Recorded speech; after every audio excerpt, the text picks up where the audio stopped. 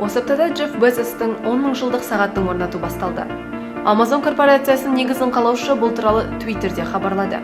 150 метрлік механикалық сағат 10 мың жыл бойы дәл уақытты көрсетіп тұрмақ. Механизм стерлинг қозғалтқышы іспетті. Күндізгі және түнгі температуралар айырмасы арқасында жұмыс істеп, тал түсте күнмен синхрондалады. 10 мың жыл ішіндегі күн орнын реактивті қозғалыс зертханасы компьютерлері есептеп берген.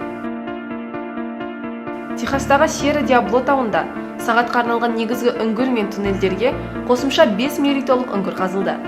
Бір жылдық үңгіріндегі планетарийде күн жүйесі планеталары, ай және планетаралық зондтар бейнеленген.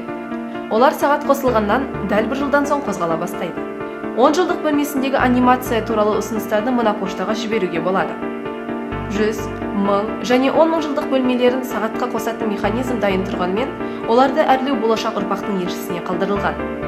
Ұзақ уақыт сағаты идеясын америкалық өнертапқыш жазушы Дэнни Хиллис ұсынса, оны жүзеге асыруға Безос $42 миллион жұмсады.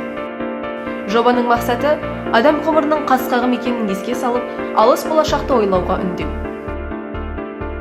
Сағат орнатылатын тау жотасы Джефф Безостың Blue Origin ғарыш компаниясының космопорты маңында. Әлемдегі ең бай адам жыл сайын $1 миллиард қаржы құятын компания 2018 жылы New Shepard суборбиталық кемесімен адам ұшыруды көздесе, 2020 жылдары New Glenn ғарыш кемесі ұшырылмақ.